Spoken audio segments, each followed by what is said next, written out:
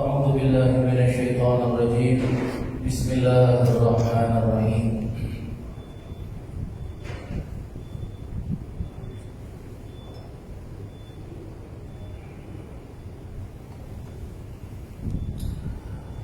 Marilah sama-sama kita mulakan majlis pada malam hari ini, malam Isra dan Mi'raj baginda Nabi Muhammad SAW. Malam ini merupakan malam yang ke-27 daripada bulan Rajab. Malam inilah yang terjadi peristiwa Isra dan Mi'raj Nabi SAW, yang mana Allah mengisrakan Nabi dan memi'rajkan Nabi pada malam ini juga, dan kembali ke Kota Mekah pada malam ini juga. Sama-sama kita baca Fatihah, kita niatkan mudah-mudahan Allah Subhanahu wa taala ampunkan dosa-dosa kita, terima semua amal ibadah kita, mustajabkan semua hajat-hajat kita, sembuhkan semua sakit-sakit kita, dan mudah-mudahan Allah taala turunkan keamanan ke atas muka bumi Allah taala ini, khususnya untuk wilayah negara Palestin yang sedang dilanda kezaliman umat manusia, dan juga terhadap negara-negara yang lain yang dalam keadaan peperangan, dalam keadaan kelaparan, dalam keadaan kesusahan. Begitu juga terhadap negara kita Singapura. Mudah-mudahan Allah Subhanahu wa taala turunkan keamanan, pelihara negara kita, dan juga pemimpin-pemimpinnya semuanya dipelihara oleh Allah Subhanahu wa taala. Para alim ulama semuanya dipelihara oleh Allah taala. Kedua orang tua kita, mudah-mudahan kita mendapatkan keberkatan daripada mereka, dan juga semua daripada guru-guru kita, baik yang masih hidup ataupun yang sudah wafat.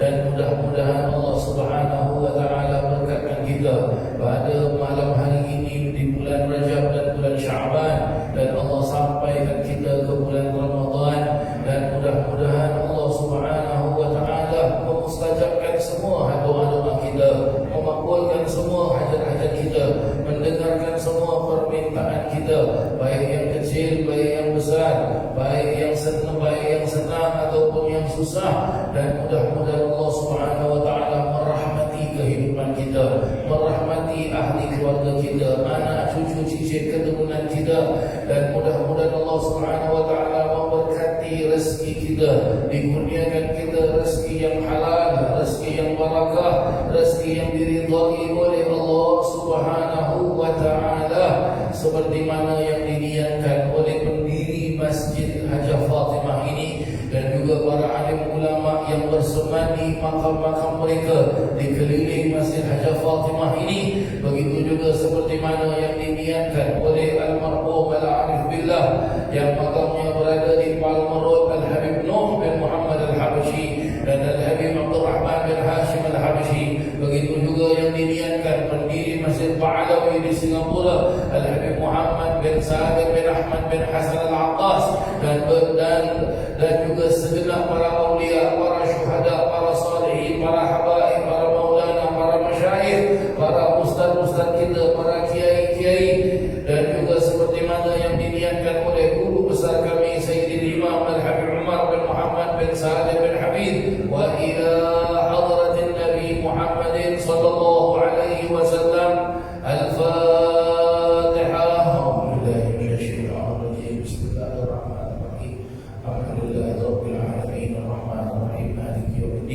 إياك نعبد وإياك نستعين اهدنا الصراط المستقيم صراط الذين أنعمت عليهم غير المغضوب عليهم ولا الضالين آمين.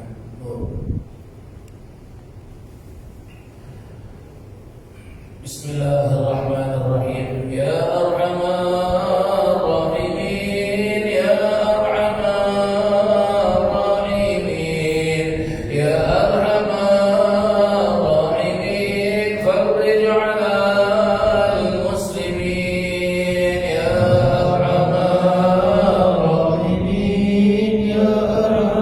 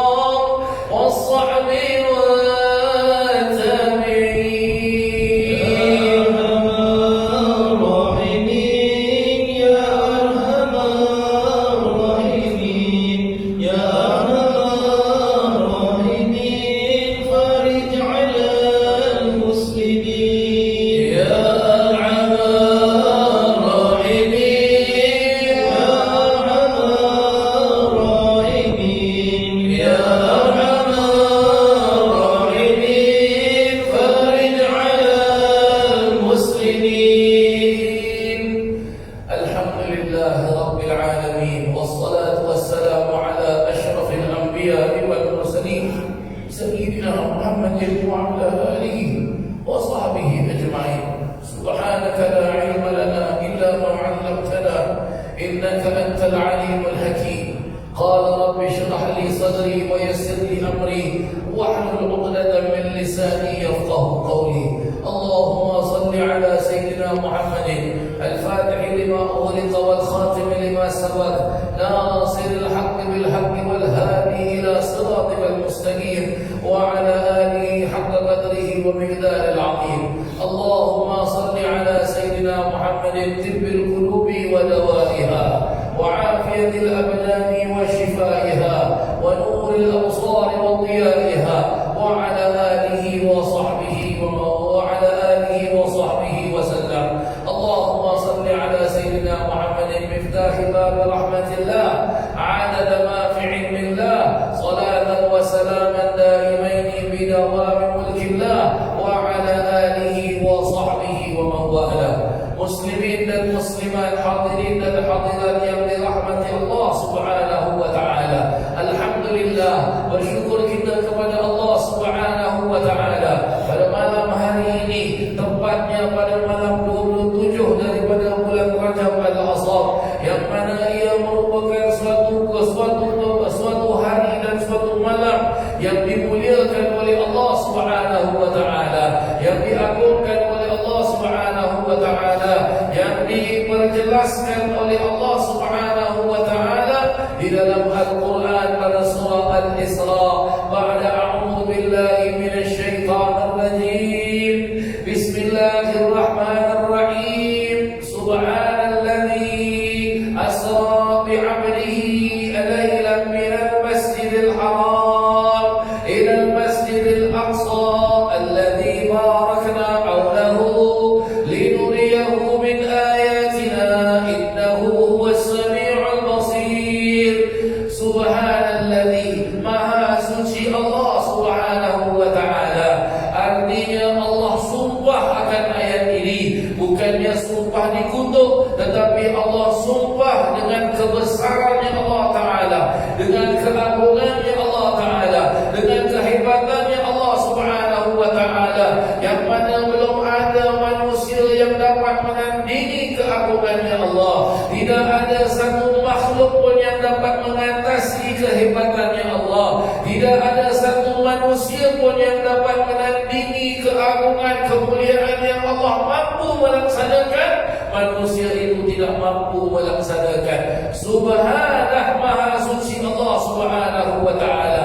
Alladzi asra bi'abdihi, yang mana telah diisrakan dengan hamba-Nya pada waktu malam. Bi'abdihi laylan, dengan hamba-Nya pada waktu malam, minal masjidil haram. Bermula peristiwa ini, bermula keterangan ini, bermula ayat ini dari Masjidil Haram yang ada di kota Mekah. Pada saat tersebut, Masjidil Haram yang Allah sebutkan di dalam Al-Quran ini tidaklah seperti sekarang ini. Masjidil Haram pada saat tersebut adalah hanya padang pasir kering keruntang, tidak ada apa-apa kecuali penduduk Mekah yang terdiri daripada suku-suku bangsa Arab, di antaranya daripada suku bangsa Quraisy, dari suku bangsa Quraisy, dan di tengah-tengahnya hanyalah ada Ka'bah yang mereka pada saat tersebut umat manusia yang berada di kota Mekah tersebut, sekelilingnya Ka'bah tersebut bukanlah seperti sekarang ini. Pada zaman tersebut, sekeliling Ka'bah itu tidak kurang daripada lebih daripada 300, ataupun ulama jelaskan lebih daripada 70 berhala yang ada di keliling Ka'bah, yang mana pada saat tersebut manusia dalam keadaan jahil, manusia dalam keadaan tidak tahu, manusia dalam keadaan tidak faham dengan apa yang akan Nabi SAW bawa. Mereka membangun berhala mereka dengan bermacam-macam bentuk, dan mereka menyembahnya, mereka memujanya, mereka mengagungkannya, sedangkan itu semua tidak ada apa-apanya. Pada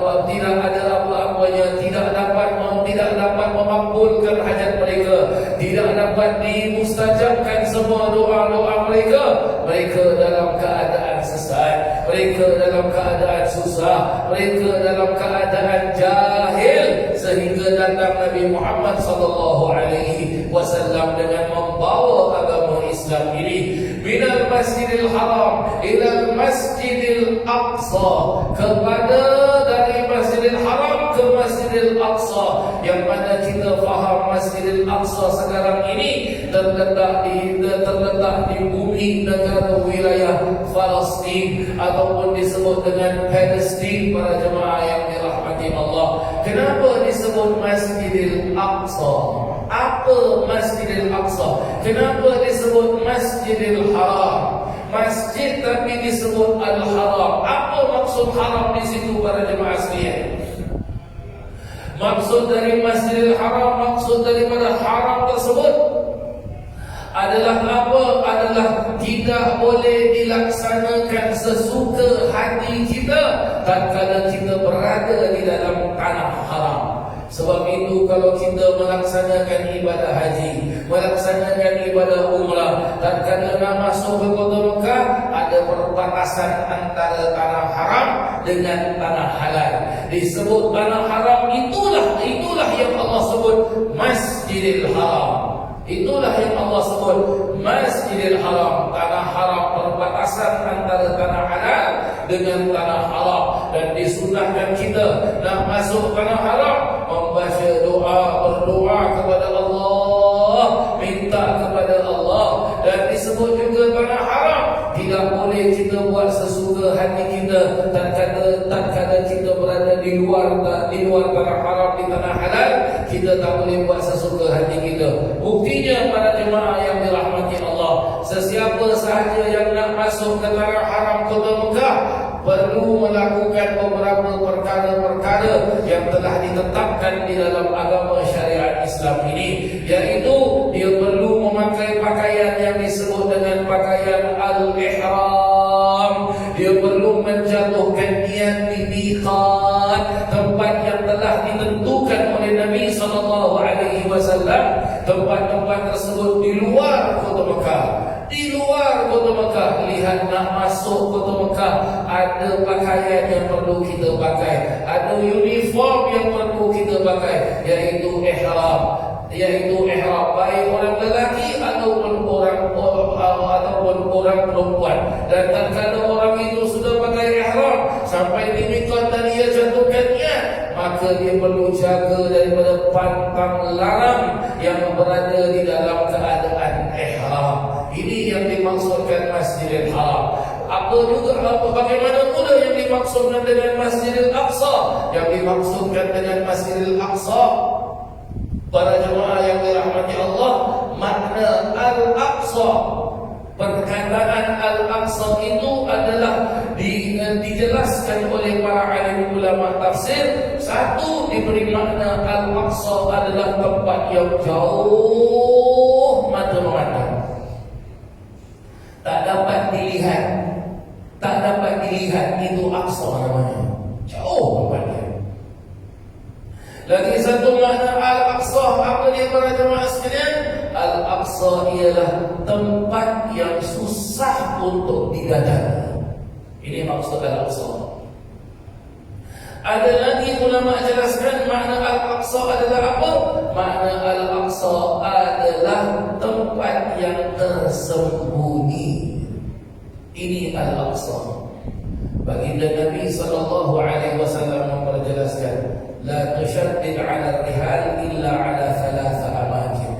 Janganlah kamu bersusah payah dalam keadaan musafir kecuali pada 3 tempat. Yang pertama Masjidil Aqsa, dan yang kedua adalah Masjidil Haram, dan yang ketiga adalah masjid aku, kata Nabi.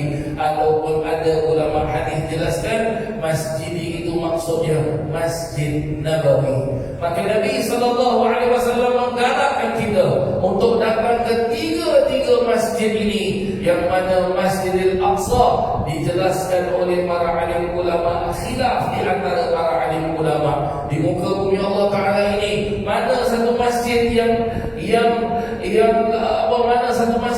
wujud, apakah Masjidil ataupun Masjidil Aqsa. Ulama khilaf berpendapat. Ada yang jelaskan Masjidil Aqsa, Masjidil Haram dahulu. Ada yang jelaskan Masjidil Aqsa.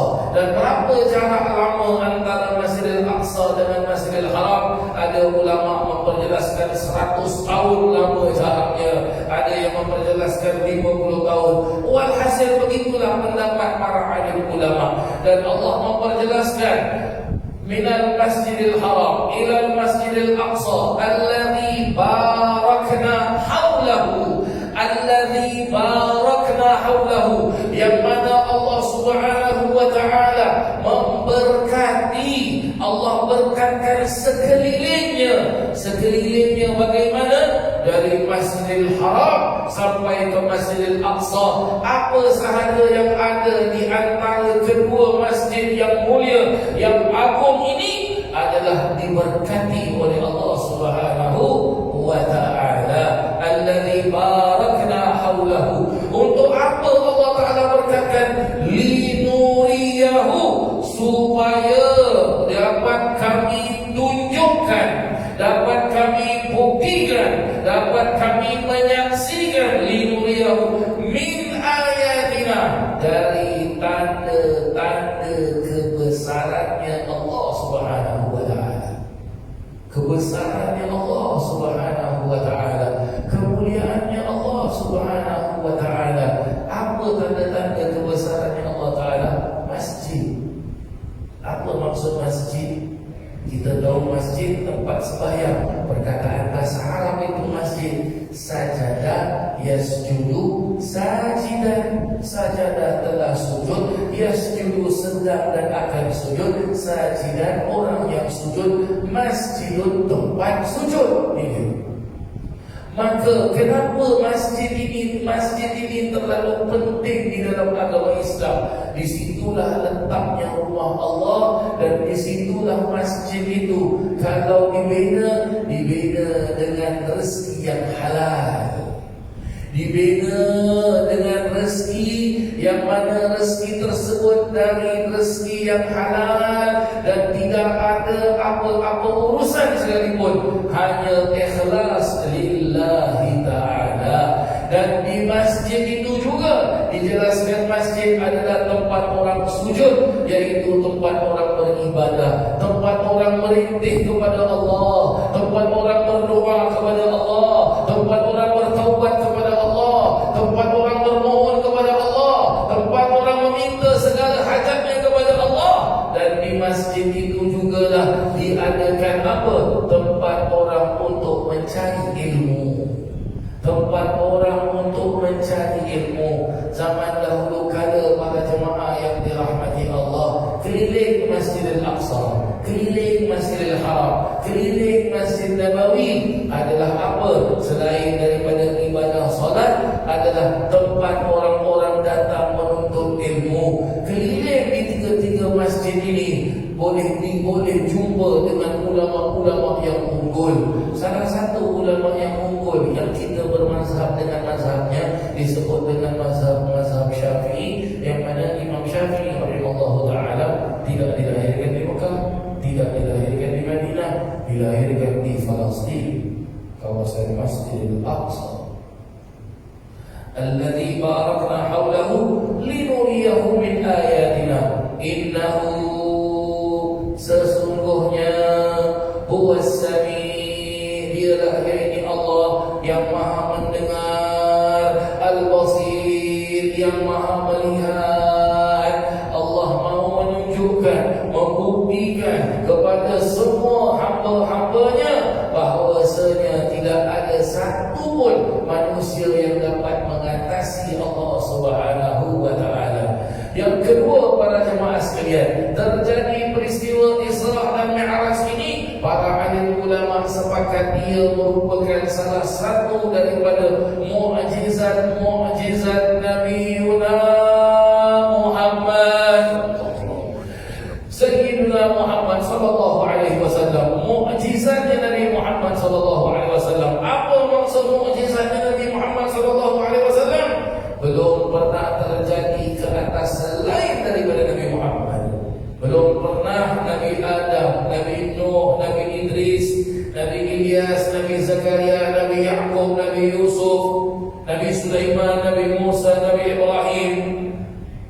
Nabi Syu'aib, Nabi Harun, Nabi Hud, Nabi Dzulkifli, Nabi Ilyasa, Nabi Yusuf, Nabi Ismail, Nabi Ibrahim, dan semua para anbiya alaihi wassalatu wassalam, wa ala nabiyina afdalus salatu wassalam, tidak pernah terjadi.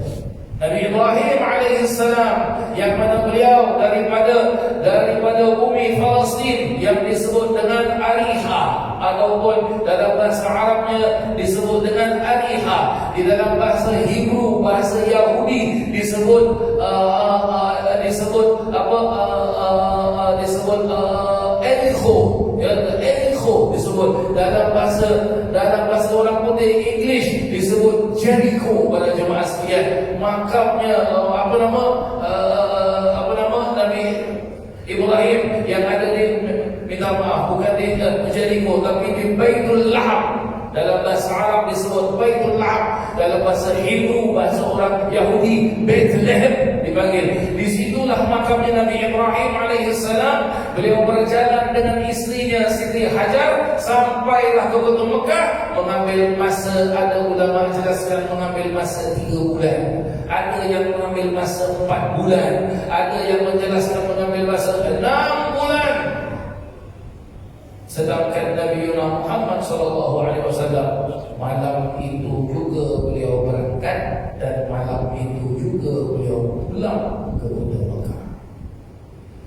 Ini maksudnya innahu was-sami'ul 'alim.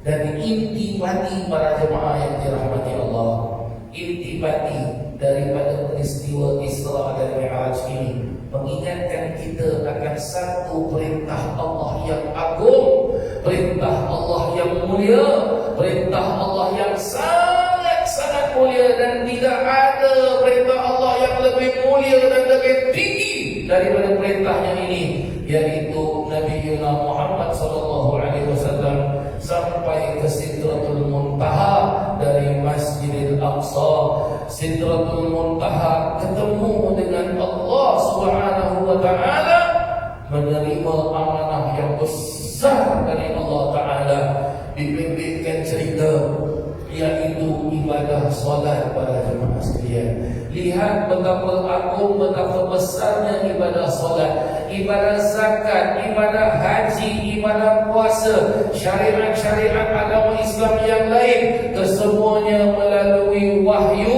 dan melalui Sayyidina Jibril alaihissalam. Sedangkan ibadah solat tidak melalui malaikat Jibril, langsung diterima oleh Nabi SAW dari Allah Subhanahu wa Ta'ala.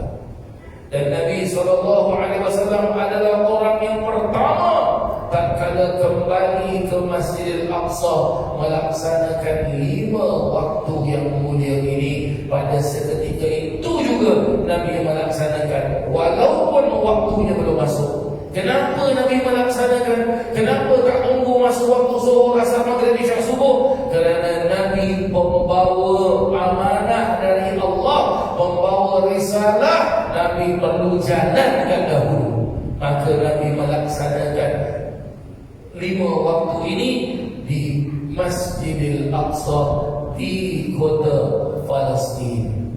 Maka kalau kita pelajari dalam ilmu tauhid, rukun agama itu 3. Yang pertama adalah rukun Islam. Rukun Islam seperti kita mengetahui 5 rukunnya.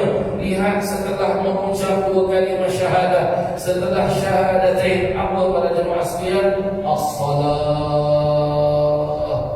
As-salat, ibadah salat.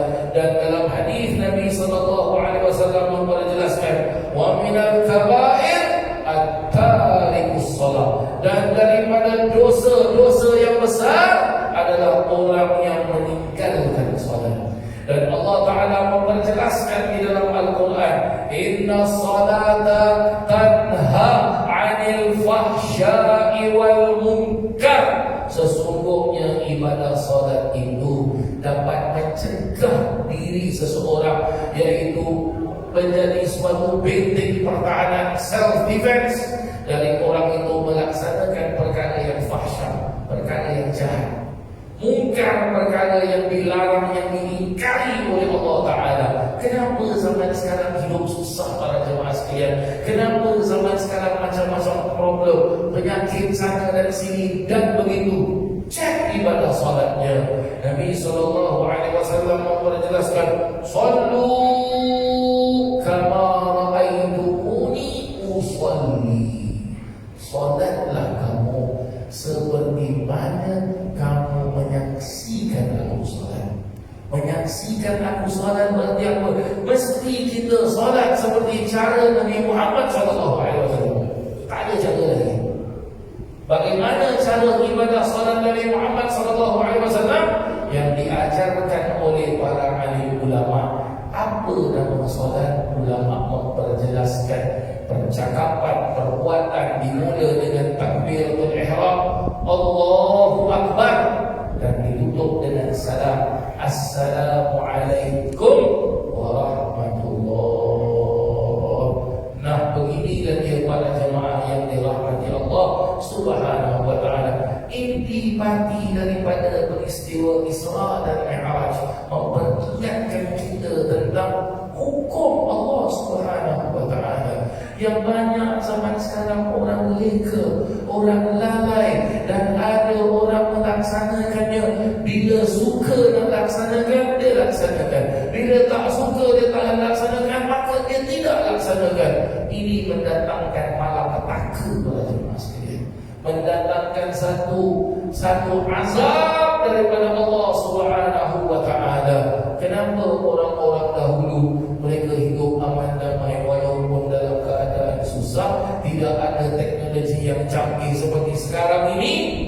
Mereka bukan hanya melaksanakan solat 5 waktu, tetapi juga melaksanakan solat sebelumnya dan sesudahnya yang disebut dengan solat rawatib.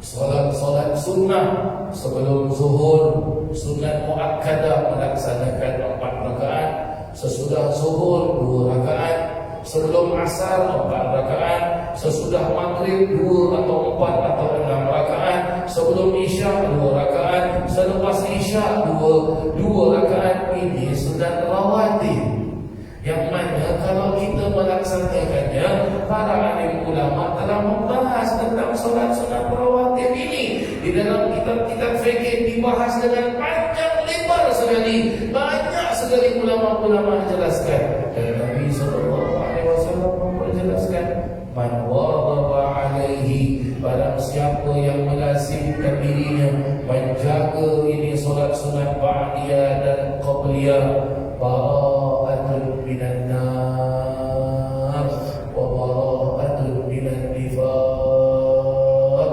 Allah selamatkan dirinya dari api neraka. Ada jelaskan, haramallahu ala jasadihi an-nar, Allah haramkan jasadnya menyentuh api neraka. Wa bara'atun minan nifaq, dan Allah selamatkan seseorang itu dari sifat munafik. Ini jaga solat sunnah qabliyah dan ba'diyah. Bagaimana kalau orang itu melaksanakan solat 5 waktu dengan qabliyah dan ba'diyah? Dan bagaimana dia melaksanakan solat-solat sunat yang lain, seperti solat di tengah malam yang disebut dengan tahajud, solat sunat tasbih yang Nabi SAW mengajarkan kepada Sayyidina Abdullah bin Abbas, sepupu Nabi SAW yang makamnya ada di kota Taif. Dan bagaimana lagi solat-solat sunat yang lain. Bahkan ada riwayat-riwayat ulama-ulama fuqaha, ulama-ulama fiqih, seperti malam sekarang ini, malam Isra dan Mi'raj. Habis bulan Rajab, masuk bulan Sya'ban, akan ada malam nisfu Sya'ban. Para alim ulama fuqaha ada memperjelaskan di dalam kitab-kitab fikih mereka, pada malam tersebut disunahkan ihya, hidupkan malam tersebut dengan melaksanakan solat sunat 1000 rakaat. 1000 rakaat. Kalau ulama fikih jelaskan demikian, maka pasti ada orang yang melaksanakan. Cuma zaman sekarang sudah tidak diteliti pembacaan kitab-kitab fikih. Seperti Imam Asy-Syafi'i rahimahullah ta'ala, Imam mazhab kita Imam Muhammad bin Idris Asy-Syafi'i radhiyallahu anhu, solat tahajudnya 2 rakaat, tetapi rakaat pertama surah Alif Lam Mim selepas Fatihah sampai separuh surah Maryam, itu 15 juz.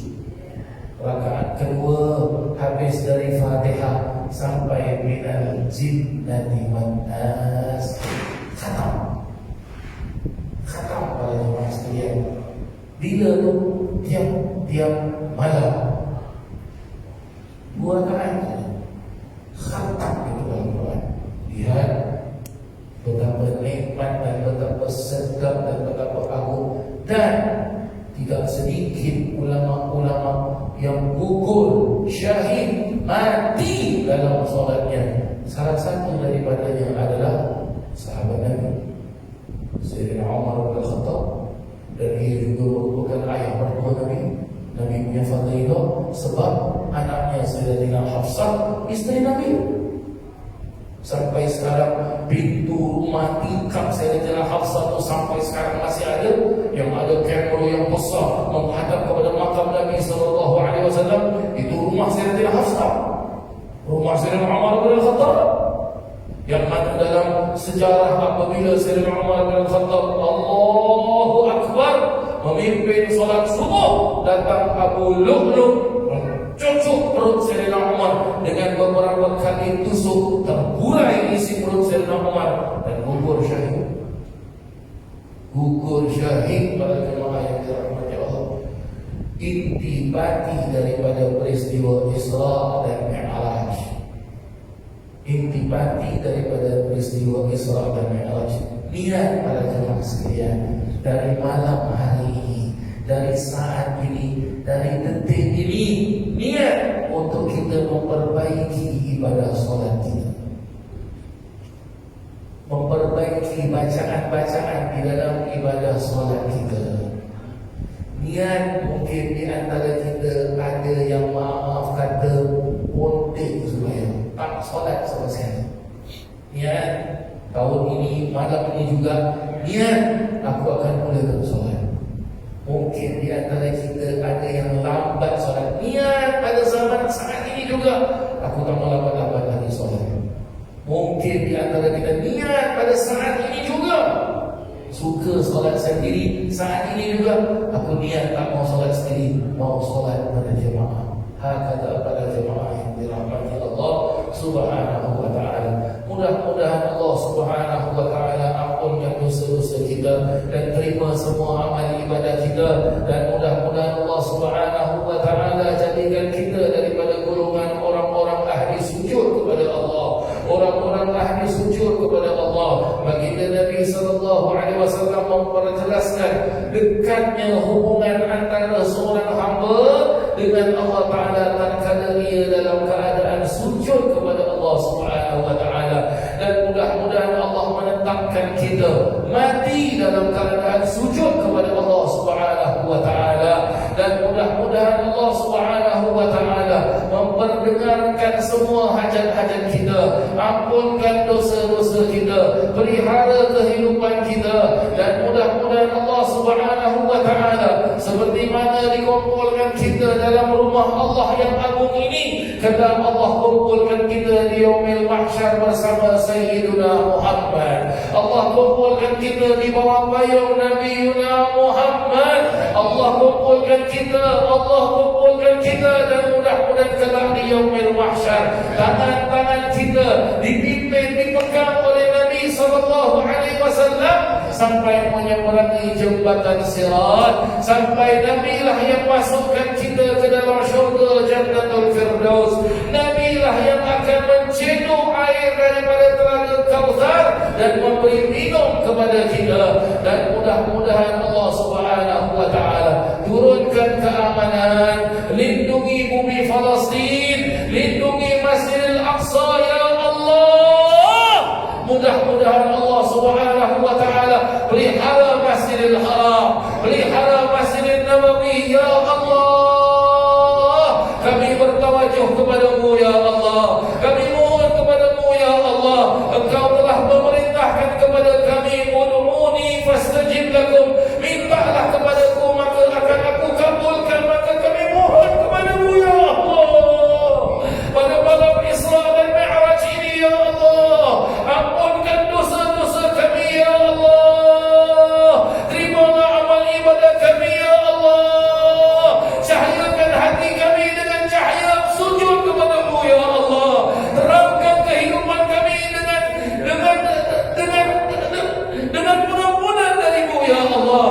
Lindungilah kehidupan kami ya Allah dengan berkat Nabi Muhammad sallallahu alaihi wasallam. Ya Allah, macam-macam terjadi ya Allah. Penyakit sana dan sini, kacau bilau sana dan sini, perang sana dan sini, pembunuhan sana dan sini. Tergadai nyawa manusia ya Allah. Tergadai nyawa manusia ya Allah seperti tidak ada harganya ya Allah. Sedangkan Nabi Muhammad sallallahu alaihi wasallam telah bersusah payah untuk agama ini. Nabi sallallahu alaihi wasallam mengikat perut untuk agama ini ya Allah, menyebarkan agama ini dengan bersusah payah. Tetapi umat akhir zaman mengkotorkan agama ini, mengkotorkan agama ini. Ya Allah ya Rabbi ya Karim, ya Allah ya Rabbi ya Karim, pandanglah kepada wajah-wajah kami pada malam Isra dan Mi'raj dengan pandangan rahmat-Mu ya Allah. Pandanglah kepada kami dengan pandangan taubat-Mu ya Allah. Pandanglah kami dengan pandangan pengampunan-Mu ya Allah. Bi rahmatika ya arhamar rahimin. Rabbi fanfa'na bi barakatihim wahdina al-husna bi hurmatihim wa amitna fi tariqatihim wa mu'afatan min al-fitani ya Allah. Rabbana atina fid dunya hasanah wa fil akhirati hasanah wa qina 'adzaban nar. وأدخلنا الجنة مع الأبرار يا عزيز يا غفار يا رب العالمين. وصلى الله على سيدنا محمد وعلى آله وصحبه وسلم والحمد لله رب العالمين بسر